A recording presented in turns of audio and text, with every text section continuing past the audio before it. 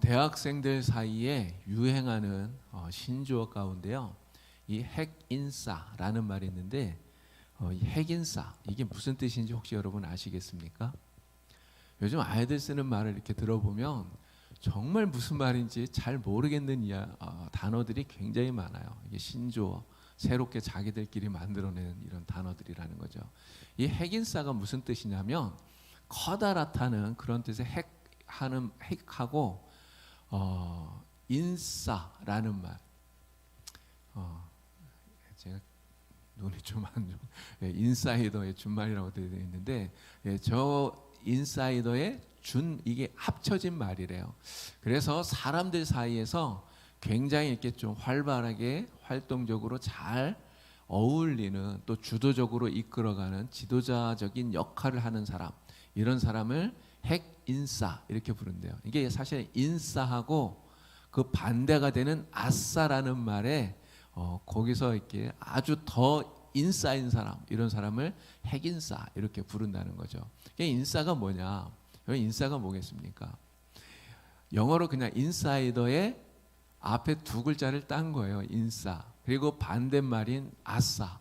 우리는 아싸 이러면 생각나는 게 그 김은국 씨가 불렀던 노래인가요? 호랑나비의 아싸 호랑나비, 이거밖에 잘 생각이 안 나는데, 이 아이들은 이 아싸, 아웃사이더의 앞에서 아싸 이렇게 줄여서, 그래서 인싸는 무리들 중에서 이렇게 사람들 가운데서 잘 활발하게 잘 어울리고 또 잘 놀고, 이런 사람을 인싸라 그러고, 내 아싸는 반대로 이게 주변에서 겉돌면서 잘 어울리지 못하는 사람, 이런 사람을 아싸다 이렇게 이야기를 한다고 그러더라고요.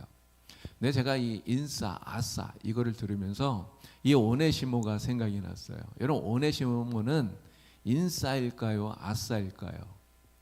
이 오네시모는 분명히 처음에는 아싸였어요. 아싸, 아웃사이더예요. 밖에서 맴돌 수밖에 없는 사람, 어떤 모임에서도 그 중심이 될 수 없는 사람, 주인공이 될 수 없는 사람이에요. 여러분, 왜 그렇습니까? 이 사람의 직업이 노예이기 때문에 그래요. 이거 뭐 직업이라고 말하기도 그렇지 않습니까? 노예였기 때문에 인싸가 될 수 없는 사람이잖아요. 그런데 이 오네시모가 인싸가 아싸가 인싸가 됩니다. 저도 좀 헷갈리네. 이게 안 쓰던 말을 써보려니까. 아싸가 인싸가 된 거예요. 그러니까 겉에서 돌던 사람이 진짜 이 주인공과 같은 사람이 됩니다. 어떻게 그런 인생으로 바뀔 수 있었느냐? 바로 우리 예수님을 만나서 예수의 복음이 이 오네시모를 그렇게 바꾸게 되었다는 것이죠. 자, 이 오네시모라는 사람의 이름의 뜻은 유익한 자라는 뜻이에요. 유익한 자. 근데 그 당시에 많은 노예들이 갖고 있는 이름이 바로 이 오네시모라는 이름이었답니다. 노예들이 흔히 갖는 이름이 오네시모예요. 유익한 자. 그 주인이 오네시모라고 하는 이름을 노예들에게 붙여준 거예요. 왜 그런 이름을 붙여주었을까요? 나에게 유익한 자가 되어라, 이런 의미로 주인들이 노예들에게 이 이름을 많이 붙여주었다는 거죠. 자, 이 오네시모는 또한 골로새 교회에 있는 빌레몬의 종이었습니다. 빌레몬이 누군가? 빌레몬서 1장 1절 2절을 보니까요, 이 골로새 교회를 골로새 교회의 지도자로 있는 사람이 바로 이 빌레몬이라고 하는 사람이에요. 자, 빌레몬서 1장 1절 2절 말씀을 한번 좀 보여주세요. 이 말씀을 보면 바울이 빌레몬을 향해서 뭐라고 부릅니까? 동역자인 빌레몬, 이렇게 불러요. 바울이 빌레몬을 동역자라고 부르고, 또 여기 보면 자매 아삐아 이렇게 나오는데, 이 아삐아가 아마도 이 빌레몬의 부인인 것 같아요. 그리고 또 우리와 함께 병사된 아키뽀라는 사람이 나오는데, 이 사람은 빌레몬의 아들인 것 같아요. 그리고 그 다음에 뭐라고 나옵니까? 내 집에 있는 교회에 편지하노, 이렇게 이야기하잖아요. 이게 골로새 교회가 바로 이 빌레몬이라고 하는 사람의 그 집 안에 있었다는 거죠. 사실 빌립보나 뭐 그런 교회도 다 마찬가지입니다. 그 당시에는 이렇게 한 가정이 교회가 되는 일들이 많았다는 거죠. 바로 이 바울의 전도로 말미암아서 빌레몬이 예수를 믿게 되고 온 가족이 다 주님을 영접한 후에 자신의 집을 교회 처소로 제공을 하고, 그리고 이 빌레몬은 그 골로새 교회를 이끌어가는 지도자였다는 거죠. 바로 그 빌레몬의 집에서 노예로 있었던 사람, 그가 바로 이 오네시모라고 하는 것입니다. 자, 그런데 이 오네시모는 어느 날 빌레몬의 돈을 훔쳐서 도망을 갔어요. 이게 도망 노예예요. 도망간 노예. 여러분, 왜 이 오네시모가 도망을 쳤을까? 여러분, 왜 도망을 쳤을까요? 뭐 힘드니까, 살기 괴로우니까, 많이 뭐 핍박을 받으니까, 여러 가지 이유가 있겠지만 오네시모가 도망간 이유, 물론 명확하게 나오진 않습니다. 그런데 생각해 보면 아마도 자유가 그리워서, 자유를 찾아서 도망간 것이 아닐까, 그런 생각이 들어요. 여러분, 전 세계 고대 어느 나라든지 보면 다 노예가 있었어요. 우리나라도 있었지 않습니까? 우리나라도 종이 있고 노비가 있고 있었잖아요. 그런데 이 노예는 어떤 사람입니까? 주인의 소유물이에요. 이게 물건과 같은 것이죠. 주인이 소유하기 때문에 마음대로 매매할 수 있어요. 팔 수도 있고 살 수도 있고요. 만약에 이 노예가 잘못을 했다, 그러면 뭐 이렇게 뭐 때리든지 이렇게 하겠지만, 정말 아주 심각한 잘못을 한다면 주인에게는 이 노예에 대해서 사형시킬 수 있는, 죽일 수 있는 이런 권한도 주인이 가지고 있었다는 거죠. 여러분, 노비로 만약에 살아간다면 여러분, 그 인생이 얼마나 괴로울까요? 얼마나 비참하겠습니까? 정말 노예로 산다는 것은 말로 형용하기 어려울 정도로 비참할 거예요. 근데 이 노예로 산다는 게 정말 비참한 이유가 여러 가지 있겠지만 가장 큰 이유가 자유가 없다는 것 아니겠습니까? 노예는 자기 마음대로 아무것도 할 수가 없잖아요. 여러분, 예전에 그 쇼생크 탈출이라고 하는 영화가 있었어요. 근데 그 영화를 보면 마지막 장면에 이런 장면이 나와요. 그 감옥 안에서 너무 오랫동안 몇십 년 동안 있었던 사람이 나중에 가석방이 되어서 나오게 됩니다. 그런데 뭐 슈퍼마켓인가 이런 데 가서 일을 하는데요. 근데 화장실을 마음대로 가지를 못하는 거예요. 화장실에 그냥 가서 이렇게 소변을 보려고 그러면 소변이 안 나오는 거예요. 왜 안 나오는지 아세요? 허락을 받아야 그래야 소변이 나온대요. 그래서 꼭 이렇게 그 점장한테 화장실 갔다 오겠다고 이렇게 허락받고 이렇게 가는 이런 모습들이 나오던데, 이런 노예라는 게 그렇지 않겠습니까? 계속해서 이렇게 얽매여 사는, 자신의 자유가 없는 삶, 무엇 하나도 내 마음대로 할 수 없는, 이게 노예의 삶이에요. 너무너무 비참하다고 하는 거죠. 그래서 이러한 자유를 찾아서 도망치는 노예들이 많이 있었던 거죠. 그런데 이런 노예가 도망치다가 잡히게 되면 어떻게 될까요? 잡히면 죽는 것이죠. 도망쳤다가 잡히게 되면 죽는 거예요. 예전에 우리 그 드라마 중에 추노라는 것도 있었잖아요. 예, 추노꾼, 도망친 노예를 잡아오는 사람들 아닙니까? 근데 잡혀오면 정말 엄청나게 맞든가 하여간 뭐 죽음을 당하든가 이렇게 되겠죠. 이런 도망간다고 하는 것은 목숨을 내놓지 않으면 할 수 없는 그런 일이에요. 그런데 이 빌레몬의 집에서 일하던 노예인 오네시모가 돈을 훔쳐서 도망갔다는 거예요. 왜 도망갔을까? 분명히 자유를 찾아서 도망갔을 것이다, 이렇게 생각을 합니다. 근데 한편으로 또 이런 생각도 들어요. 오네시모가 빌레몬의 집에서 노예로 있을 때 이런 빌레몬이 오네시모에 대해서 어떻게 대했을까? 이런 어떻게 대해줬을 것 같아요? 이 빌레몬은 그리스도인이잖아요. 예수를 믿는 사람 아닙니까? 또 굉장히 관대한 사람인 것 같아요. 틀림없이 빌레몬은 오네시모를 잘 대해줬을 거예요. 노예라 할지라도 아마 인격적으로 대해주었을지도 모릅니다. 다른 사람들처럼 막 그렇게 하지 않았을 거예요. 뭐 때리거나 그렇게 하지 않았을 것 같아요. 그런데도 오네시모는 도망을 간 거예요. 왜 도망갔을까? 생각해 보면 이런 것 같아요. 아무리 주인이 잘해줘도 나는 여전히 노예잖아요. 아무리 주인이 좋아도 여전히 자신은 노예라는 거죠. 다른 노예들과 비교하면 훨씬 더 잘 먹고 잘 살 수는 있어요. 그러나 아무리 잘 먹고 잘 살아도 여전히 자신은 노예인 것이죠. 이런 군대에서 그런 말 하지 않습니까?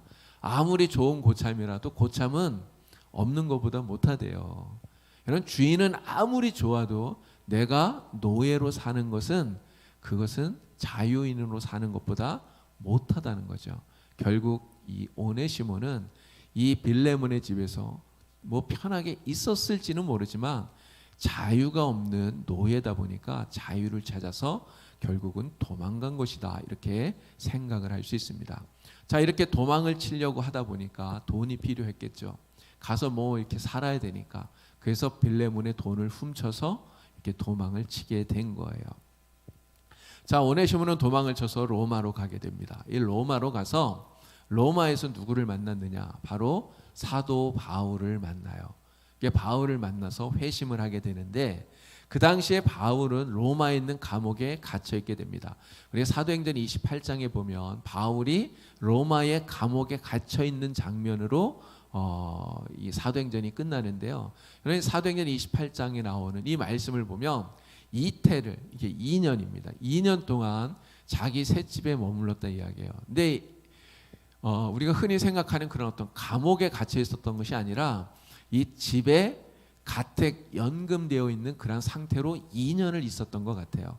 그러나 가택 연금이기 때문에 그 집 밖에 자기 마음대로 이렇게 나갈 수는 없었던 거죠. 병사가 항상 지키고 있으니까요.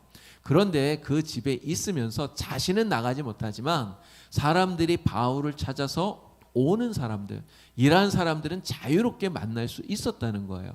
자, 거기에서 이 바울이 무엇을 했느냐? 여기 28장 말씀 보니까 예수 그리스도에 관한 모든 것을 담대하게 거침없이 가르치더라, 이렇게 말합니다. 담대하게 거침없이 가르쳤다. 이런 바울이 디모데에게 이런 이야기를 했어요. 디모데후서 4장 2절을 보니까 너는 말씀을 전파하라. 때를 얻든지 못 얻든지 항상 힘써라, 이렇게 얘기했어요. 말씀을 전하라. 때를 얻든지 못 얻든지 어떤 상황에서든지 말씀 전하는데 힘써라. 바울이 이렇게 이야기했는데, 바울이 그렇게 가르치기만 한 것이 아니라 자신이 그렇게 했다는 거죠. 이런 감옥에 갇혀 있다고 하는 것은 사실은 복음을 전하기 굉장히 어려운 상황 아닙니까? 또 감옥에 갇혀 있다고 하는 것은 어떻게 보면 낙심되는 상황이에요. 절망스러운 상황이라는 거죠. 그럼에도 불구하고 바울은 복음을 전하는 데 있어서 멈추지 않았어요. 정말 담대하게 거침없이 복음을 전하는 데 최선을 다했다는 거죠. 그런 바울을 이 오네시모가 만나게 되었어요. 어떻게 만났는지는 잘 모릅니다.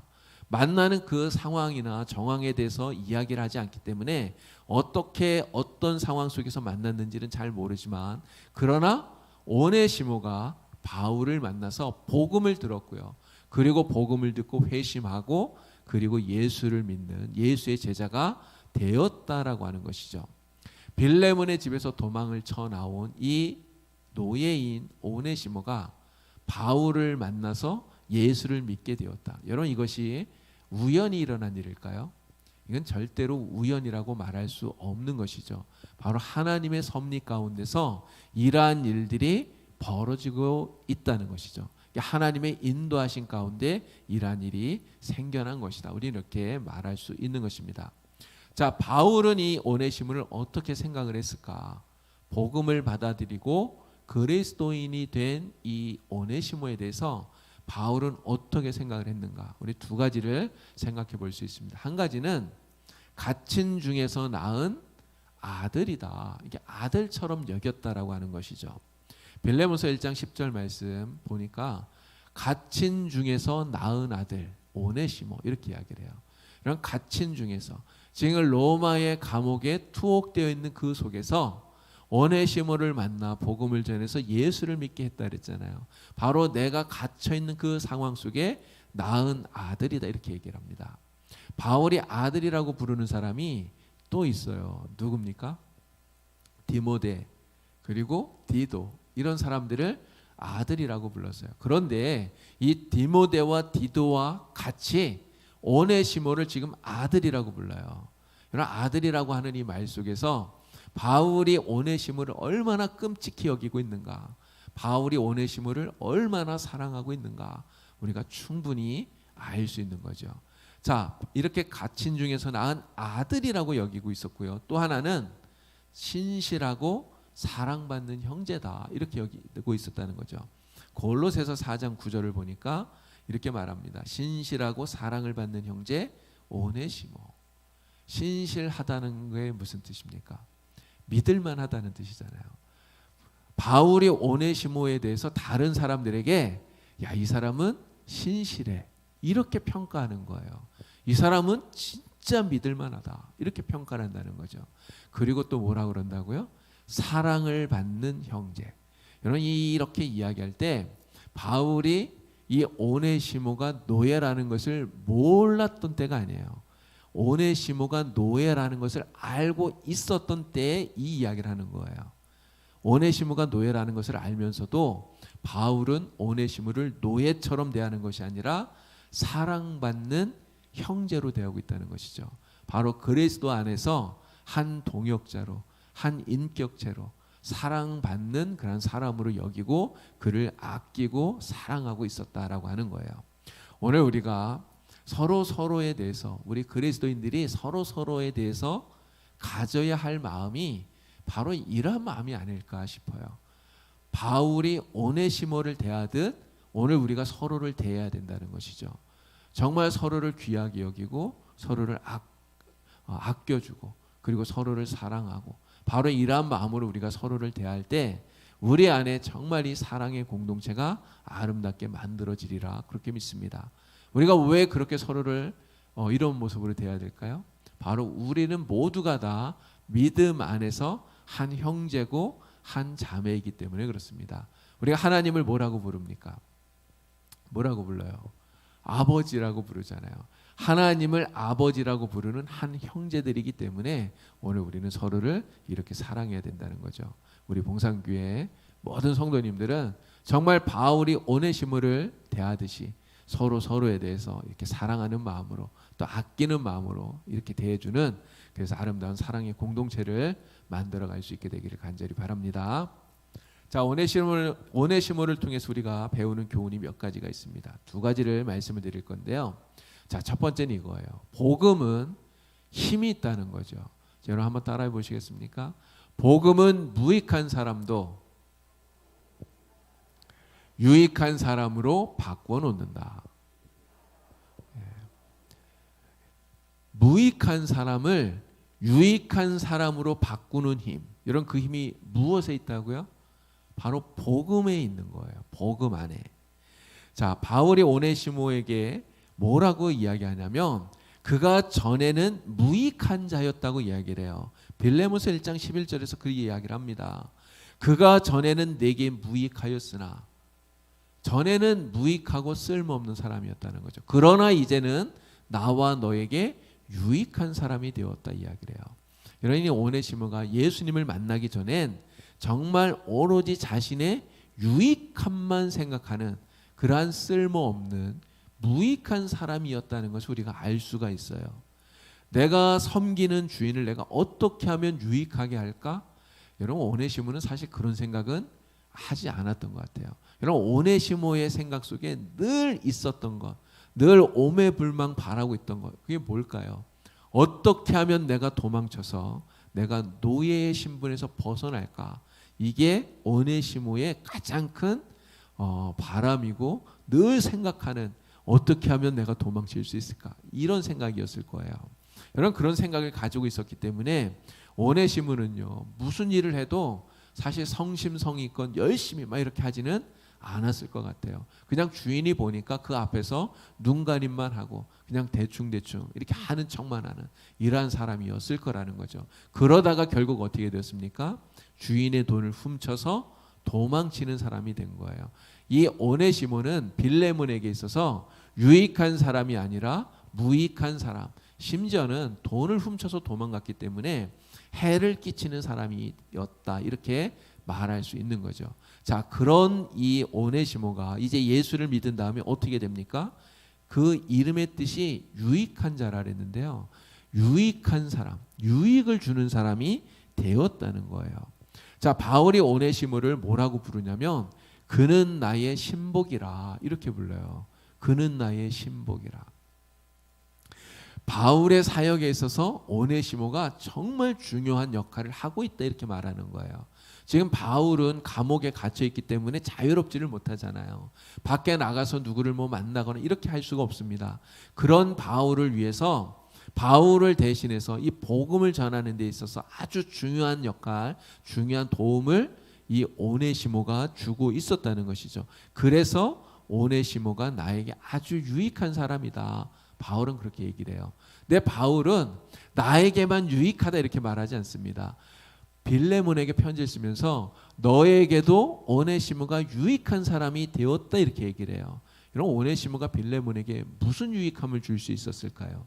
사실 당장은 아무것도 없는 것 같아요. 해만 끼친 사람이었잖아요. 그런데 이 오네시모가 이제는 믿을 만한 신실한 사람이 되어서 그리스도 안에서 한 믿음의 동역자가 되어서 하나님을 위해서 주님을 위해서 함께 일할 수 있는 유익한 자가 너에게도 유익한 자가 되었다. 그런 의미로 이야기를 하는 것 같습니다. 어쨌든 이 오네시모는요. 무익한 사람, 쓸모없는 사람이었는데 유익한 사람이 되었어요. 유익을 주는 사람. 어떻게 오네시모가 이렇게 바뀔 수 있었느냐? 그렇게 바꾸는 능력이 무엇이냐? 바로 예수 그리스도의 복음이라는 것이죠. 이 오네시모가 예수를 만나고 복음을 듣고 이렇게 바뀌게 되었다고 하는 거예요. 자, 우리나라 초기에 우리 교회 역사에 아주 큰 일을 하셨던 김익두 목사님, 여러분 다들 아실 거예요. 예전에도 한번 이 목사님에 대한 이야기를 여러분들에게 드린 적이 있습니다. 이 김익두 목사님이 양반집에서 태어났다고 그래요. 양반이에요. 그래서 이제 과거를 보았는데 과거 시험에서 여러 번 낙방을 했다고 합니다.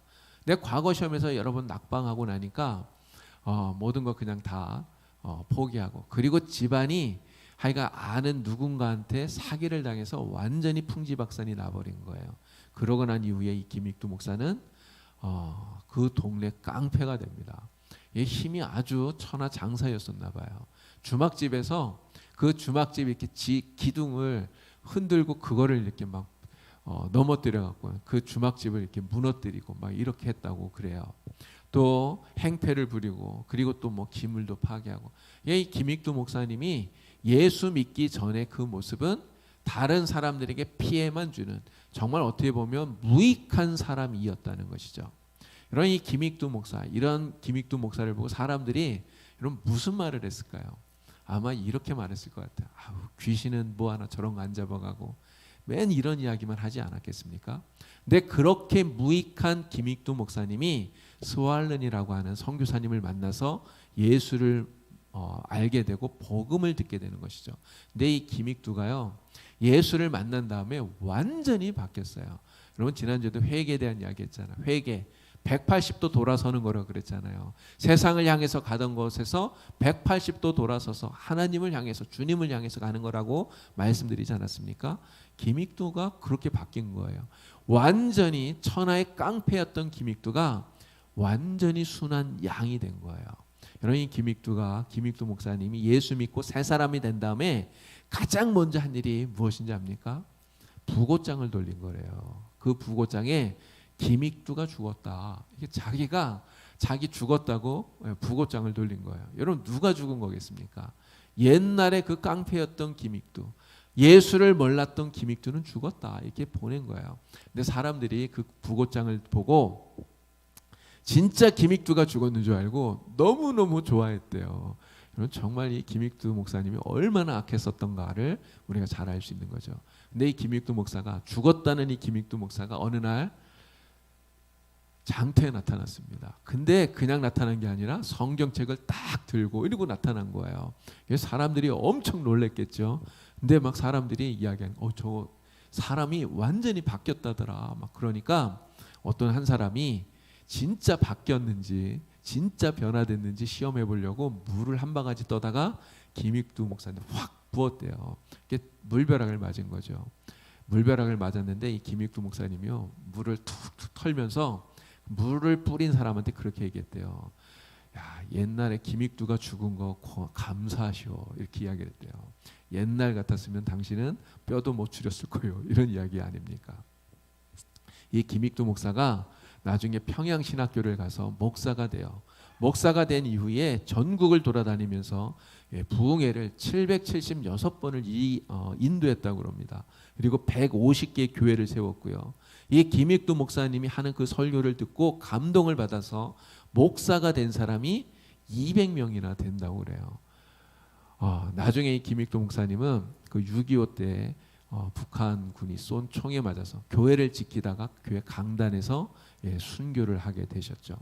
이런 천하에 쓸모없는 사람, 정말 무익한 사람, 이 김익두를 정말 모두에게 유익한, 우리 주님께 유익한 김익두로 만든, 이런 무엇이 그렇게 바꾼 겁니까? 바로 우리 주님의 복음이 그렇게 바꿨다는 거예요. 복음이 이 사람을 바꾼 것이죠. 어떤 사람이라도 변화시켜서 새롭게 만드는, 세상에 유익한 사람으로 만드는 힘, 그 힘이 바로 우리 주님의 복음에 담겨 있다는 거예요. 여러분 믿으십니까?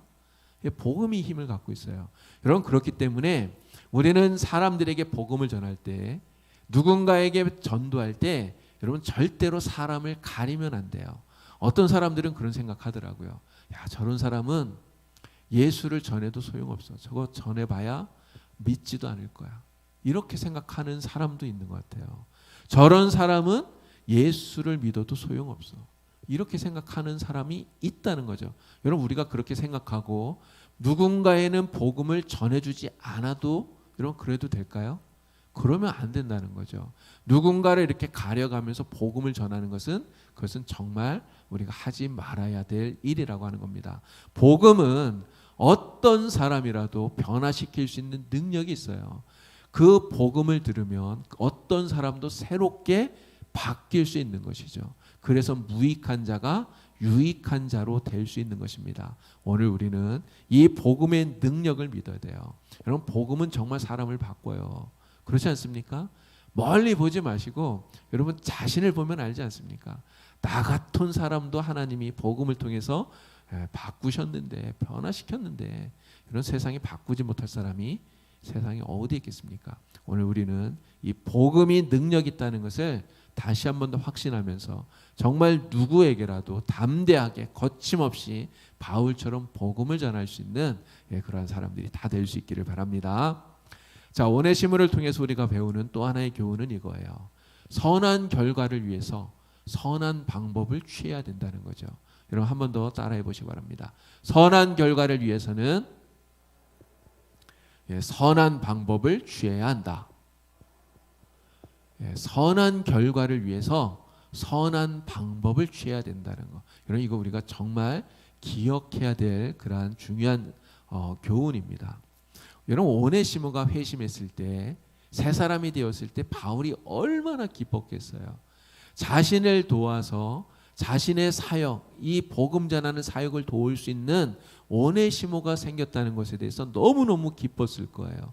그래서 오네시모를 믿음의 아들로 생각하고 정말 신실하고 사랑받는 믿음의 형제로 여기면서 자신을 도와서 이 복음 사역을 계속하기를 원했어요. 그런데 어느 날 이 오네시모가 도망친 노예라는 사실을 알게 됩니다. 도망친 노예라는 사실을 알게 되었을 때 바울이 어떻게 했는가? 바울은 바로 그 주인인 빌레몬에게 돌려보내는 거예요. 자, 우리 이 말씀은 같이 한번 읽어보도록 하겠습니다. 빌레몬서 1장 13절에서 14절까지 말씀 우리 다 같이 함께 읽겠습니다. 그를 내게 머물러 있게 하여 내 복음을 위하여 갇힌 중에서 내 대신 나를 섬기게 하고자 하나 다만 내 승낙이 없이는 내가 아무것도 하기를 원하지 아니하노니 이는 너의 선한 일이 억지같이 되지 아니하고 자의로 되게 하려 함이라. 아멘. 그럼 오네시모가 처음부터 자기 노예라는 것을 말했을까요? 바울에게? 절대 얘기 안 했을 거예요. 여러분 이 내가 도망친 노예라는 거 여러분 어떻게 얘기를 합니까? 아마 평생 죽을 때까지 비밀로 하려고 했었을 거예요. 그런데 바울을 만나서 그리스도인이 되었죠. 정말 복음을 위해서 열심히 일하는 그런 복음의 일꾼이 되었어요. 바울은 자신을 아들처럼 생각해주고 자신을 인격적으로 대해주고 자기를 사랑하고 자기를 믿어요. 그런데 자신을 그렇게 믿어주는 그 바울에게 자기가 도망친 노예라는 것을 말하지 않는 거, 이것은 바울을 속이는 것이다. 오네시모는 아마 그런 생각이 들었을 거예요. 그래서 말하지 못하는 그 비밀 때문에 아마 오네시모는 그 마음이 굉장히 괴로웠을 것 같아요. 고민하다가 결국은 용기를 내어서 바울에게 자신이 도망친 노예라는 사실을 고백하게 되는 것이죠. 여러분, 바울이 그 이야기를 들었을 때 어땠을까요? 바울도 굉장히 놀랐을 거예요. 자기가 그렇게 믿고 같이 헌신하면서 복음을 위해서 일하는 사람이 도망친 노예라. 여러분, 놀라지 않겠습니까? 근데 그것보다 더 놀란 사실이 무엇입니까? 그가 빌레몬의 종이었다는 거, 빌레몬의 노예였다는 사실이 더 놀라웠을 거예요. 그럼 빌레몬이 누굽니까? 말씀드렸잖아요. 바울이 복음을 전해서 예수를 믿고, 그리고 이 골로새 교회를 세우고, 그리고 골로새 교회를 이끌어가는 지도자예요. 바울에게 있어서 절친이라고 말할 수 있는, 정말 바울이 사랑하는 믿음의 동역자인 이 빌레몬의 노예라는 거예요. 얼마나 이게 놀라운 사실입니까? 빌레몬에게서 도망친 이 노예가 흘러와서 로마로 와서 골로새 교회에 이 빌레몬에게 복음을 전해 주었던 바울을 만나고, 그리고 바울에게 복음을 듣고 회심을 했다. 여러분, 이게 우연히 되어진 일이겠습니까? 말씀드렸죠. 이게 절대로 우연이라고 말할 수 없는 거예요. 이는 하나님의 섭리고 하나님의 계획이고요. 하나님의 인도하심 속에 이렇게 되어진 거죠. 바울은 이러한 상황들을 보면서 이 하나님의 섭리가 정말 놀랍다 생각했을 거예요. 그리고 마음속으로는 이 오네시모를 내 옆에 계속 두고, 그리고 그가 나와 함께 복음 사역을 했으면 좋겠다, 이런 마음을 가지고 있으면서, 그러나 이렇게 되는 것이 가장 좋은 선한 결과이지만 그렇게 되도록 억지로 일을 만들지 않는다는 거예요. 자, 바울이 이 빌레몬에게 보내는 그 편지 가운데 그런 이야기를 합니다. 내가 너에게 명령할 수 있다는 거예요. 여러분, 뭐라고 명령을 할 수 있을까요? 이 빌레몬은 바울에게 복음의 빚을 진 사람 아닙니까? 예수를 빌레몬이 바울을 통해서 믿게 되었기 때문에 복음의 빚을 진 거예요. 그래서 바울은 또 사도잖아요. 그렇기 때문에 야, 오네시모를 좀 용서해 주어라. 그리고 오네시모는 내가 진짜 필요한 사람이니까 내가 좀 데리고 같이 일을 하겠다, 이렇게 말할 수 있는 것이죠. 그렇게 명령할 수 있다는 거예요. 근데 그렇게 명령을 하면 여러분, 빌레몬이 어떻게 했을까요? 분명히 빌레몬은 바울의 그 말을 듣고 순종을 했을 거예요. 그러나 바울은 그렇게 자기가 명령해서 바울의 그 명령을 듣고 억지로 빌레몬이 순종하는, 이렇게 되기를 바라지 않았다는 거예요.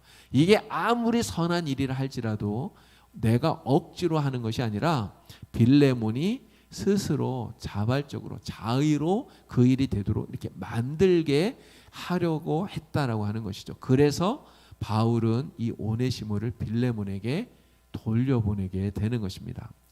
자, 빌레몬이 오네시모를 용서해 주게 되면 이런 어떤 일이 벌어질까요?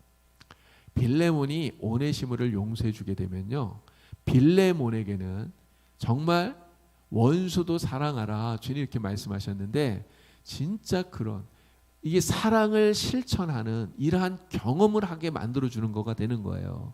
그래서 빌레몬에게도 아주 유익한 일이 되는 것이죠. 여러분, 빌레몬이 오네시모를 용서해 주게 되면 오네시모에게도 유익함이 생겨요. 어떤 유익함이 생기죠? 자유인이 되어서 이제는 진짜 자유롭게 그 마음의 짐, 도망친 노예라고 하는 이런 마음의 짐을 다 내려놓고 이제는 진짜 자유롭게 바울을 도와서 일할 수 있는 그러한 새로운 사역의 길이 열리게 되는 거예요. 얼마나 감사한 것입니까? 바울에게도 유익해요. 바울도 지금 사람이 필요해요. 감옥에 갇혀 있기 때문에 자신을 도와서 이 복음의 일을 할 사람이 필요해요. 근데 오네시모를 빌레몬이 용서해 주게 되면 빌레몬이 자신의 옆에서 자신을 도와줄 수 있으니까 이 바울에게도 유익함이 있다는 거죠. 바로 이러한 이 선한 일이 빌레몬이 자의로 오네시모를 용서함으로써 이러한 일들이 일어나게 되도록 만들어지게 되도록 바울은 그것을 기대하고 있다고 하는 거예요. 그럼 어떤 사람들은 이야기합니다. 결과만 좋으면 돼. 결과만 좋으면 과정이야. 어떻게 되든 뭐 그게 문제가 되겠어. 이렇게 생각하는 사람들이 있다는 거예요. 그래서 뭐라고 말하냐면 내가 무슨 수를 쓰더라도 이렇게 해놓겠다. 이런 이야기를 해요. 어떤 이 결과를 만들기 위해서 내가 무슨 수를 써서라도 내가 그렇게 만들어 놓겠다 이야기한다는 거죠. 그런데 무슨 수를 써서라도 라고 하는 이 말은요, 우리 예수 믿는 사람은 절대로 해서는 안 될 말이라고 생각합니다. 무슨 수를 써서라도, 여러분 이거 이 예수님이, 우리 주님이, 우리 하나님이 원하시는 말이 절대로 아니에요. 우리 하나님이 원하시는 말씀은, 원하시는 것은 뭘까요? 좋은 결과, 그 결과를 만들어내기 위해서는 과정도 좋아야 된다는 거죠. 결과가 선한 것이라면 그것을 이루기 위해서는 그것을 이루어가는 과정도 선해야 된다라고 하는 거예요. 근데 무슨 수를 써서라도 내가 이거 좋은 거니까 해야지. 여러분 이렇게 생각한 사람이 누구냐면 바로 야곱이에요. 야곱은 하나님께서 자신을 축복의 사람으로 세웠다는 것을 알고 있었어요. 왜 그러냐면 이미 어머니 태중에 있을 때 하나님이 예언하셨잖아요. 큰 자가 작은 자를 섬긴다. 여러분 어머니인 리브가가 그 말씀을 듣고 분명히 야곱에게 그 이야기 했을 거예요. 야곱은 자신이 하나님의 축복을 받을 사람이라는 걸 알고 있었어요. 그래서 자신이 장자권을 가져야 되고 자신이 아버지의 축복도 받아야 된다 이런 생각을 했겠죠. 근데 그것을 어떻게 이루어가느냐? 야곱은 그것을 진짜 무슨 수를 써서라도 이루려고 노력했던 사람이라는 거죠. 그래서 어떻게 합니까? 배고픈 형에게 팥죽을 팔아서 장자권을 사는 거예요. 눈이 보이지 않는 아버지에게 양털을 몸에 두르고 가서 마치 형인 것처럼 아버지를 속이고 그리고 아버지의 축복을 가로챈다는 것이죠. 결과는 좋은 것, 그것을 위해서 야곱은 그 과정 속에서 선하지 않은 그러한 방법들을 선택하고 있다고 하는 겁니다. 근데 여러분 이것을 하나님이 좋아하실까요? 하나님이 절대 좋아하시지 않는다는 거예요. 그럼 내일 수능 시험일이잖아요. 우리 고3 학생들이 이제 수능 시험을 보는데 이런 수능 시험에서 가장 좋은 결과가 뭡니까? 좋은 점수가 나오는 거 아니겠어요? 정말 이렇게 좋은 점수를 얻고 그래서 내가 원하는 대학에 가는 거, 이게 좋은 최선의 결과겠죠. 근데 그러한 최선의 결과를 만들기 위해서 여러분 그 과정 속에 내가 점수 잘 받으려고 남의 시험지 답안지를 슬쩍슬쩍 보면서 컨닝을 한다. 여러분 이게 좋은 방법인가요? 절대로 좋은 방법 아니에요. 만약에 내가 컨닝을 해서 만점을 받는다 하더라도 절대로 하나님은 그것을 기뻐하시지 않는다라고 하는 것이죠. 결과도 선해야 되지만 과정도 선해야 된다고 하는 것, 우리는 이것을 분명히 기억해야 됩니다. 그래야만 하나님이 기뻐하신다는 거죠. 선한 방법으로 선한 결과를 만들어내는 사람, 이게 진짜 신앙인이고요. 이것이 진짜 믿음을 가진 사람이라는 것이죠. 바울은 선한 결과를 기대하지만 자기가 억지로 그것을 만들려고 막 하지 않아요. 말씀드린 대로 빌레몬이 자의로 오네시모를 용서해서 그래서 빌레몬에게도 또 오네시모에게도 그리고 자기에게도 모두에게 유익이 되는 그러한 결과를 만들기를 기대합니다. 그래서 빌레몬에게 오네시모를 보내요. 여러분 빌레몬이 오네시모를 용서했을까요? 안 했을까요? 성경에는 그 얘기는 안 나옵니다. 안 나오지만 오네시모를 분명히 용서했으리라는 것이 확실해요. 왜 확실하냐? 만약에 빌레몬이 오네시모를 용서해주지 않았더라면 이 빌레몬서라는 이 편지가 우리 성경 속에 절대로 들어올 수가 없었을 거예요. 그런데 빌레몬이 오네시모를 용서하고 그리고 그를 자유롭게 해주고 그리고 믿음의 한 동역자로 받아들여 주었기 때문에 이러한 아름다운 이 유익한 결과를 만들어내는 이 일들이 정말 모범 사례처럼 우리 성경 속에 들어오게 된 것이다, 그렇게 믿습니다. 결과가 선하게 되기를 기대한다면 오늘 우리는 선한 방법으로 해야 됩니다. 여러분이 어떤 일들을 하시든지 반드시 그렇게 하실 수 있기를 바라요. 어떤 일들을 목표로 하고 또 계획하고 그걸 이루어 가는데 사실 우리의 마음속에는 조급함이 있어요.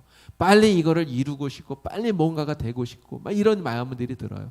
그런데 그 일을 하기 위해서 편법을 쓰기도 하고요.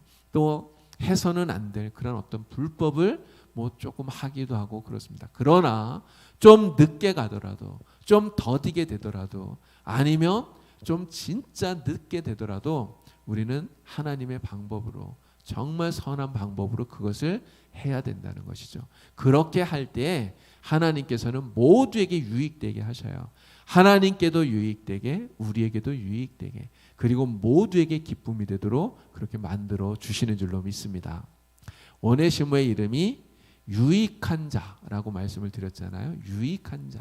여러분 오늘 이 시대의 오네시모가 누구일까요? 이 시대의 오네시모는 바로 저와 여러분들이 되어야 되는 거예요. 우리가 바로 오네시모가 되어야 된다는 거죠. 그래서 하나님을 유익하게 하고 또 우리 이웃들을 유익하게 하는 하나님께 기쁨을 드리고 우리 이웃에게 기쁨을 줄 수 있는 이 시대의 오네시모 그것이 바로 저와 여러분들 우리가 되어야 되는 줄로 믿습니다. 우리 모두가 다 이 시대의 오네시모가 되면 정말 우리 교회가 하나님이 기뻐하는 그러한 교회로 더욱더 든든히 세워지리라 믿습니다. 저와 여러분 모두 다 이 시대의 아름다운 오네시모로서 하나님께 영광과 기쁨을 드리는 그러한 성도들이 다 될 수 있기를 우리 주님의 이름으로 축복합니다. 기도드리겠습니다. 하나님 아버지 오늘 우리가 이 시대의 오네시모로서 우리 하나님을 기쁘시게 하는 하나님을 유익하게 하는 그러한 사람들이 다 되기를 원합니다. 하나님 우리 이웃에게 또 기쁨을 주고 유익함을 줄 수 있는 그러한 사람들로 저희들이 살아갈 수 있도록 하나님 도와주시옵소서.